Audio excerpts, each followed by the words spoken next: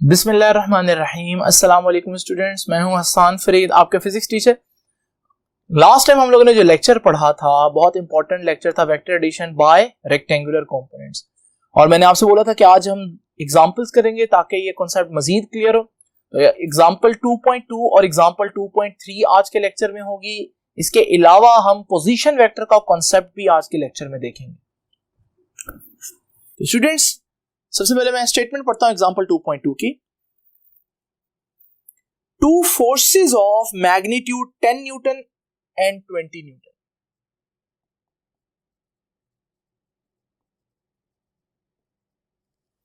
दो फोर्सेस हैं, एक को मैं F1 कह देता हूं, उसका मैग्नीट्यूड है 10 न्यूटन। एक को मैं F2 कह देता हूं, जिसका मैग्नीट्यूड है 20 Newton. Act on a body in directions making an angle 30 degree and 60 degree. ये जो एंगल बना रहा है उसको θ1 कह देता हूं 30 डिग्री, और ये जो एंगल बना रहा है उसको θ2 कह देता हूं 60 डिग्री। अब वो कहता है ये एक्स एक्सिस से एंगल बना रहे हैं, फाइंड द रिजल्टेंट फोर्स। तो रिजल्टेंट क्या होगा?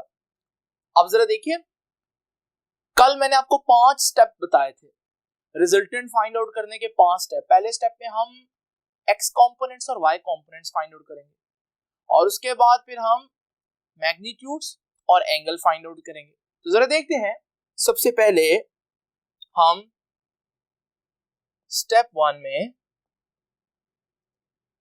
एक्स कंपोनेंट फाइंड आउट करते हैं।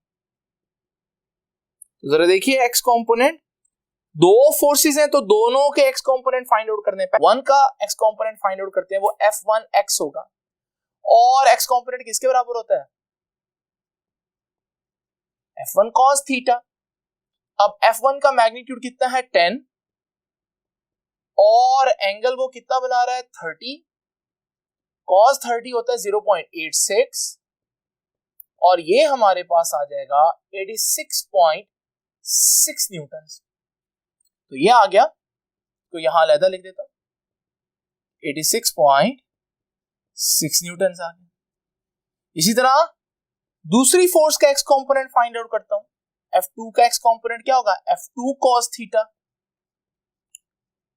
अब F2 20 है, cos जो एंगल वो बना रहा है वो 60 है। cos 60 कितना होता है? 0.5, और जब मल्टीप्लाई करेंगे तो आंसर आ जाएगा 10 न्यूटन। यानी कि F2 का एक्स कंपोनेंट है 10 न्यूटन। स्टेप 2 में हम y कंपोनेंट्स फाइंड आउट करेंगे, बिल्कुल सेम टेक्निक से, बस उनका फॉर्मूला डिफरेंट है। तो स्टेप 2 है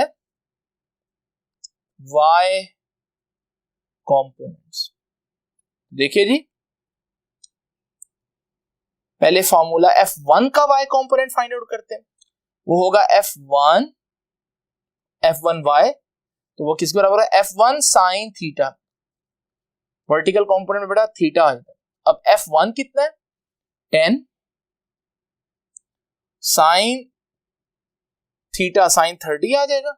sin 30 होता है 0.5, यह आ जाएगा 5 न्यूटन। इसी तरह F2 का भी y कंपोनेंट हमें फाइंड आउट करना है, और F2 का y कंपोनेंट फाइंड आउट करेंगे F2 sin थीटा। F2 कितना है जी? 20, sin थीटा 60 है उसका। sin 60 कितना आ जाएगा? sin 60 आ जाएगा जी 0.86, तो ये बन जाएगा 20 मल्टीप्लाई बाय 0.86, तो ये हमारे पास आ जाएगा 17.32 न्यूटन्स।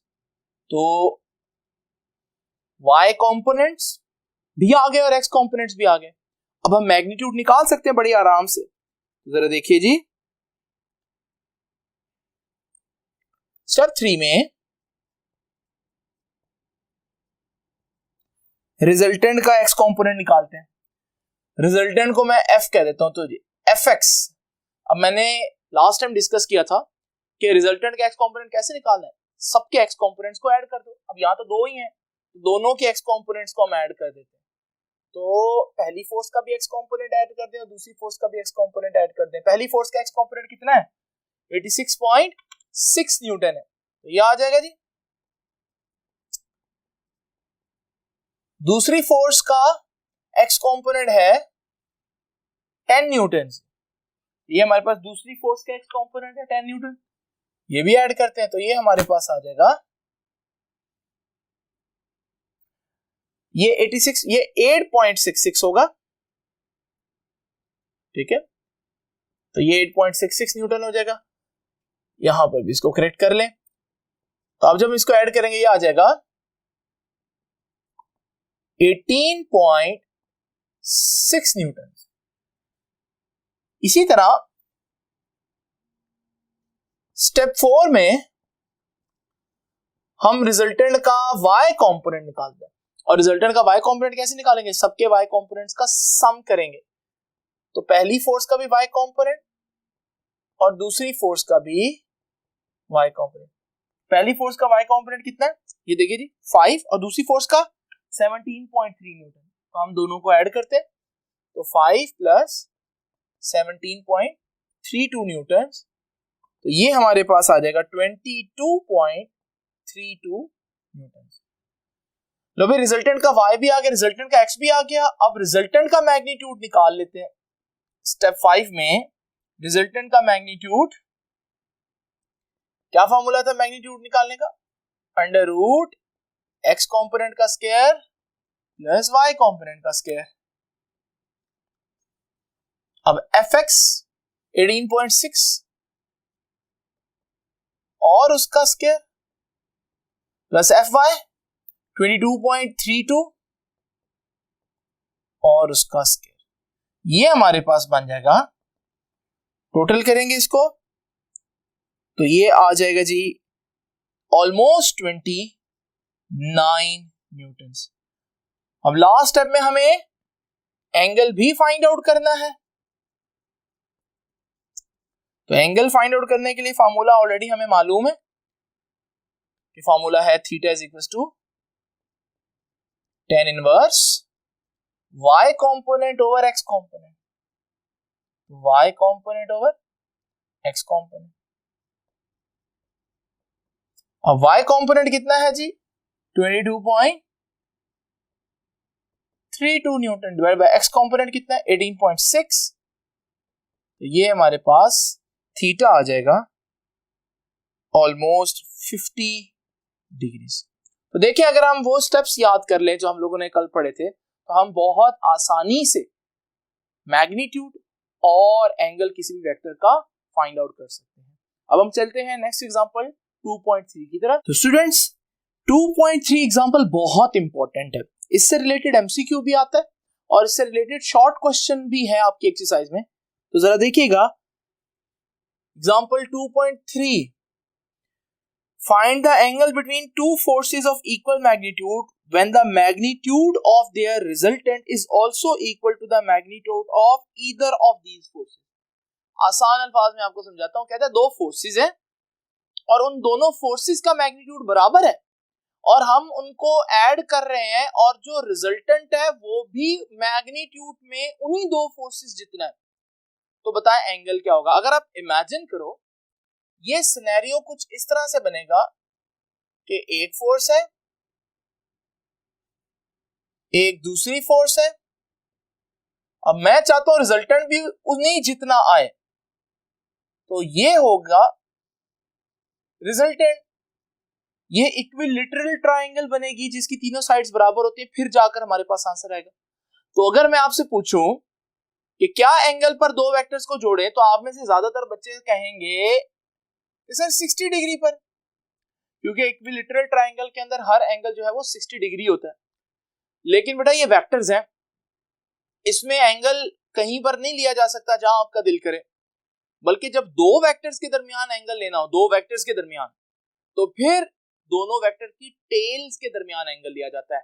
और अगर हम देखें ये जो एंगल है, ये एंगल दोनों वेक्टर की टेल के दरमियान नहीं बन रहा, एक के हेड है एक के टेल, तो इसका एक तरीका है कि आप इस वेक्टर को थोड़ा सा आगे ले जाओ, थोड़ी देर के लिए आगे सपोज करो। अब आगे ले गए जी, जब इस वेक्टर को हम आगे ले गए तो अब अगर आप देखो ये एंगल आपका आंसर होगा। आपको देखते ही पता चल गया ये तो 120 डिग्री है, क्योंकि टोटल 180 होता है, इतना 60 है तो फिर इतना 120 होगा। लेकिन अभी आप सपोज करो कि आपको नहीं मालूम और यही एंगल आप लोगों ने फाइंड आउट करना। आप देख रहे हैं कि F1 जो है वो एक्स एक्सिस में है, तो F1 एक्स एक्सिस में तो उसका एंगल 0 है, लेकिन F2 जो है वो एक्स एक्सिस से ये थीटा एंगल बना रहे। तो अब जरा देखते हैं इसको सॉल्व करने का तरीका। सबसे पहले आप ये एंगल वगैरह सपोज कर लें। अब हमें मालूम है रिजल्टेंट का एक्स कंपोनेंट कैसे निकालते हैं, सारों का एक्स कंपोनेंट ऐड करते हैं, दो ही फोर्सेस हैं, इसका भी एक्स कंपोनेंट और दूसरी फोर्स का भी एक्स कंपोनेंट। अब एक्स कंपोनेंट का क्या फॉर्मूला है, F1 का एक्स कंपोनेंट क्या होगा, F1 cos थीटा। F1 का जो एंगल बन रहा है और F1 तो हॉरिजॉन्टल है, उसका एंगल 0 बन रहा है। इस तरह इसका एक्स कंपोनेंट क्या होगा, F2 cos थीटा, और उसका एंगल ये बन रहा है, उसको हमने थीटा ही बोला है तो इसको थीटा रहने दें। cos 0 1 होता है तो हमारे पास आ जाएगा Rx F1 cos 0 1 हो जाएगा, और साथ आ जाएगा F2 cos थीटा। अभी मैं इसको सॉल्व नहीं कर सकता क्योंकि मुझे थीटा की वैल्यू नहीं मालूम। अच्छा, आप इस रिजल्टेंट को Rx भी कह सकते हैं, आप इस रिजल्टेंट को Fx भी कह सकते हैं, बहरहाल अभी हम इसको Rx कहते हैं। इसी तरह रिजल्टेंट का y कंपोनेंट कैसे निकालते हैं, रिजल्टेंट का y कंपोनेंट निकालने का तरीका है आप सबके y कंपोनेंट्स को ऐड कर दो। अब हमारे पास R रिजल्टेंट का x कंपोनेंट,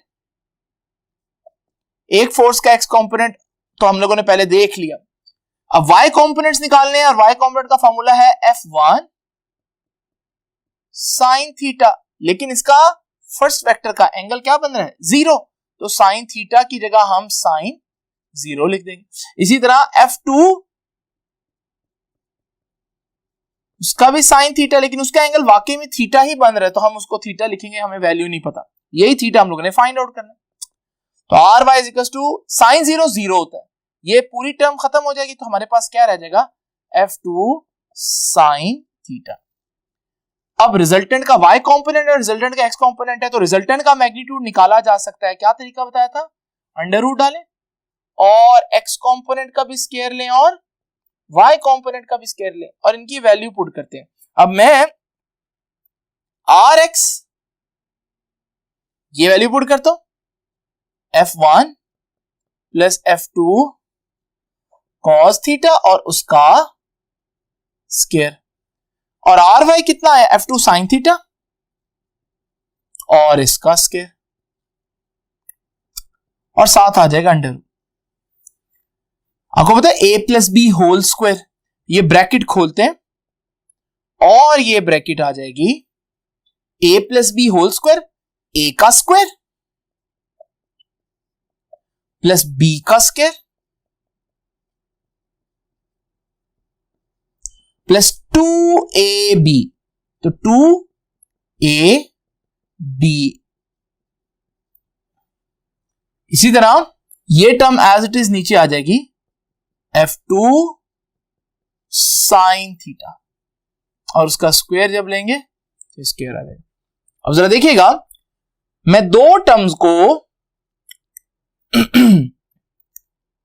एक साथ लिखूंगा, लेकिन उससे पहले जरा तवज्जो कीजिएगा, हमने पहले ही सपोज किया कि जितना मैग्नीट्यूड इसका है उतना ही इसका, उतना ही रिजल्टेंट बन रहा है।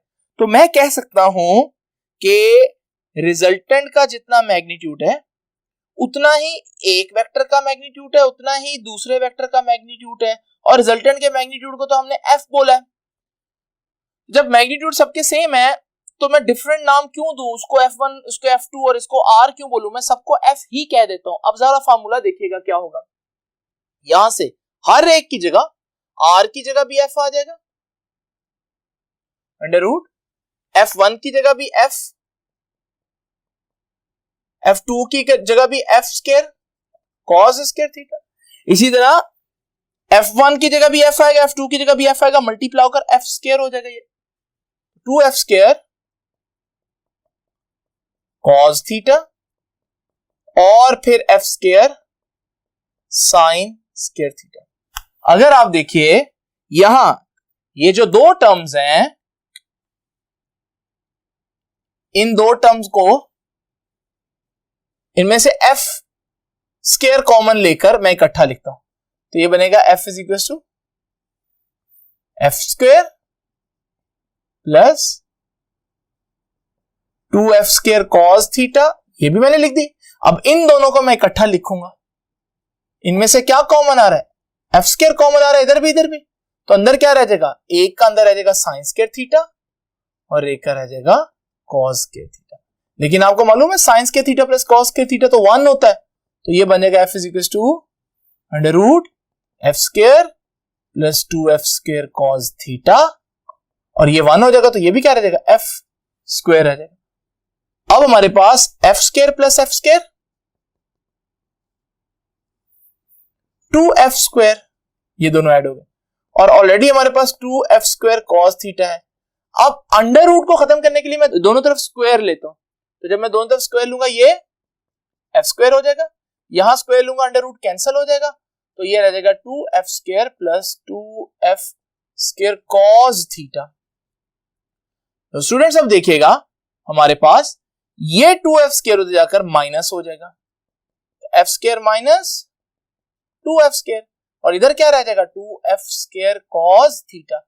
f square minus 2f square कितना हुआ, minus f square cos theta, f square से कैंसिल हो गया, 2 उधर जाकर डिवाइड हुआ तो माइनस 1/2 cos थीटा, और थीटा किसके बराबर आया, cos उधर जाकर इनवर्स हो जाएगा। जब आप इसको कैलकुलेटर से सॉल्व करेंगे आपके पास आंसर आएगा 120 डिग्री।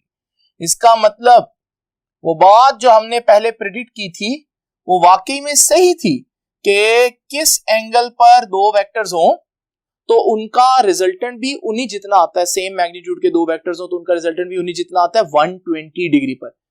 तो ये थी एग्जांपल 2.3, और ये सिर्फ एमसीक्यू में भी आ सकती है और शॉर्ट क्वेश्चन में भी आ सकता है। तो स्टूडेंट्स अब डिस्कस करते हैं कि what is a position vector. जैसे कि नाम से ही पता चल रहा है कि पोजीशन वेक्टर का काम है क्या बताना, पोजीशन बताना, लेकिन कहां से, याद रखिएगा a position vector describes the location of a point, किसी भी पॉइंट की लोकेशन बताता है with respect to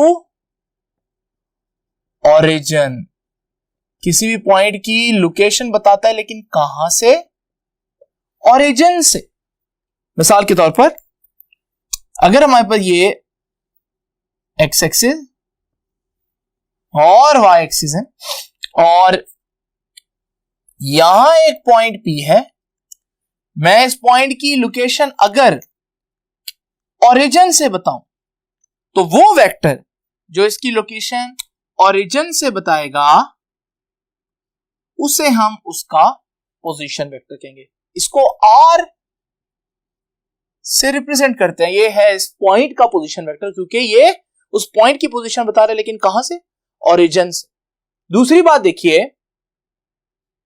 अगर हम पोजीशन वेक्टर को देखें तो पोजीशन वेक्टर की टेल कंसाइड करती है कहां पर, ओरिजिन पर, ठीक है। तो टेल ऑफ पोजीशन वेक्टर कंसाइड्स मिल रही होती है ओरिजिन, और हेड कहां होता है, उस पॉइंट पर होता है जिसकी लोकेशन आपने बतानी है। Head coincides with that point, तो हेड उस पॉइंट पर लगा होता है जिसकी पोजीशन आपने बतानी है।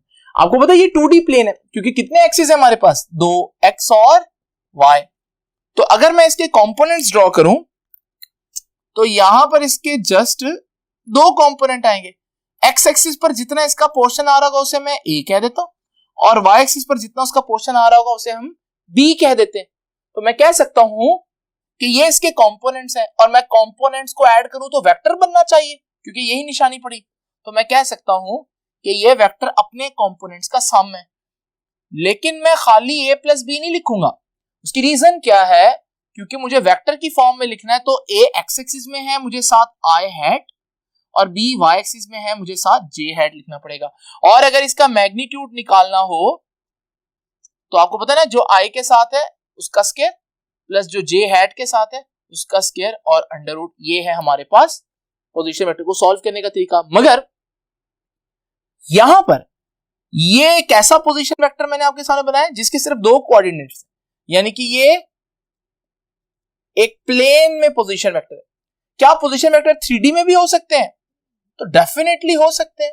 ये देखिए जी, अगर हमारे पास तीनों एक्सिस हो, लास्ट टाइम भी मैंने आपको बताया था कि यहां पर ये जो एक्स एक्सिस और एक्स एक्सिस, वाई एक्सिस और जेड एक्सिस ये सामने बाहर को है। अब यहां पर अगर मैं पोजीशन वेक्टर बनाऊं, किसी भी पॉइंट की लोकेशन बतानी हो मुझे, यही पॉइंट पी है, तो फिर जब मैं इसका पोजीशन वेक्टर बताऊंगा तो उसमें मुझे जितना उसका एक्स पर जितना वाई पर है और फिर मुझे जेड के कोऑर्डिनेट्स भी बताने पड़ेंगे। तो यहां पर इसके 3 कोऑर्डिनेट्स होंगे। हम कहेंगे कि इस सूरत में हमारा पोजीशन वेक्टर होगा a i hat plus b j hat plus c k hat. और फिर इसका मैग्नीट्यूड कैसे निकालेंगे? वही तरीका, जो i के साथ है उसका स्क्वायर, जो j के साथ है उसका स्क्वायर और जो k के साथ है उसका स्क्वायर ले लें। ये है हमारे पास पोजीशन वेक्टर, लेकिन ये पोजीशन वेक्टर है इन स्पेस। तो ये पोजीशन वेक्टर का कॉन्सेप्ट भी आप लोगों को पता होना चाहिए। कल हमारे पास बहुत इंपॉर्टेंट टॉपिक होगा और वो टॉपिक है dot product and cross product. तो इसको हमने यहां तक चैप्टर का हाफ कंप्लीट कर लिया। इसको आप लोग बहुत अच्छी तरह से नोट कर लें और याद कर लें। नेक्स्ट टाइम आपसे मुलाकात होगी इंशाल्लाह, और तब तक के लिए अल्लाह हाफिज।